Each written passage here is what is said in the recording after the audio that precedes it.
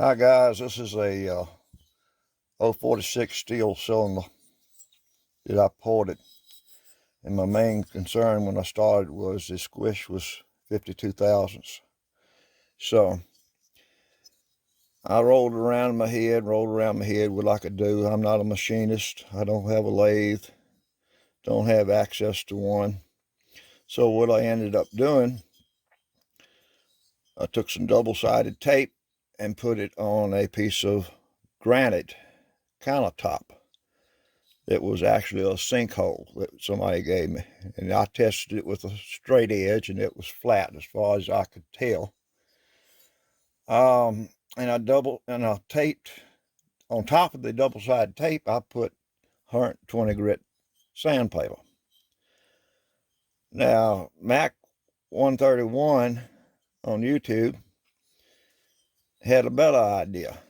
He used a piece of thick glass to put his sandpaper on. So next time I do that, I'm going to have me some thick glass, maybe taped to the granite itself.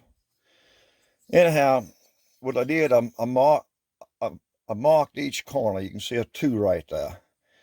I believe that's a 3. It's getting kind of worn. I'm not sure. Yeah, this is 1, 4, 3, and 2. I had 1 and 2 across here, and then 3 and 4. I always sanded in the direction of a corner. I never sanded across this way. That would allow for some rocking. So I always sanded in either this direction or this direction.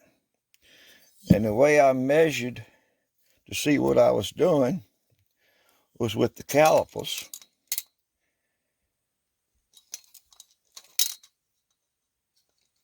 Well, will you come on, please? There you go. All right. I'll zero them.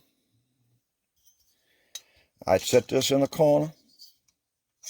This is short of the squish band. And when I'd roll it down,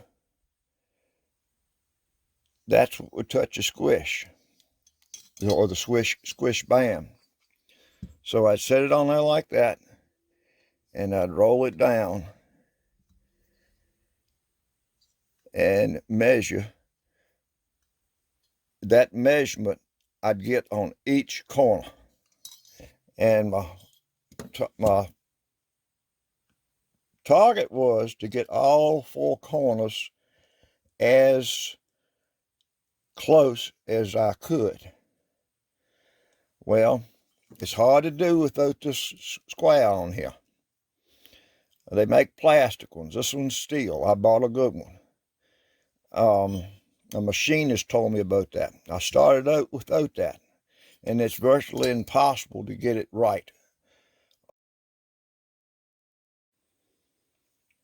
You haven't got anything to hold your caliper square, so that's the purpose of that. If you try to do it without that, you're going to have a little bit of rocking one way or the other. All right, so this is actually better than it was from the factory. I got these 4 corners within 1/1000th of each other. And so I achieved what I wanted to do. It's hard to get it any closer than that, doing it the way I was doing it. But it is better than it was from the factory. So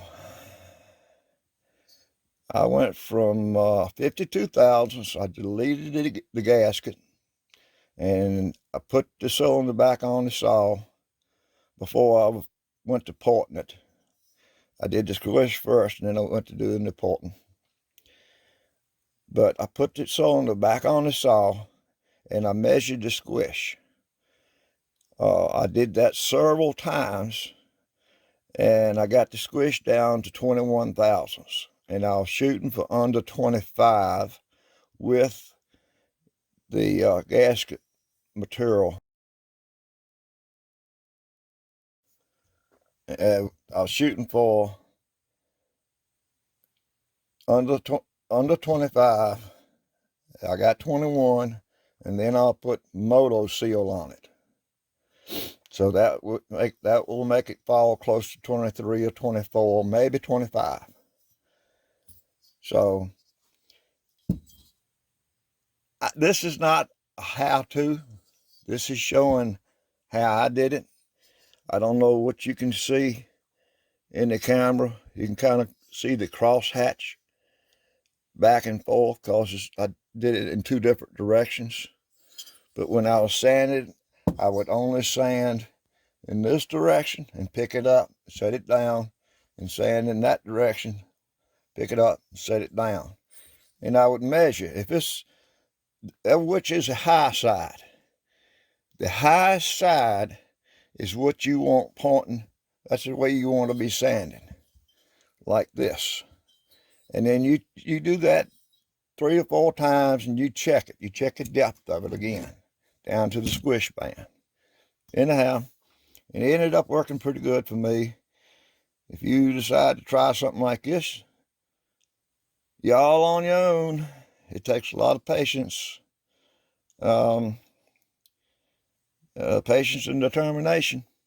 So, anyhow, thanks for looking.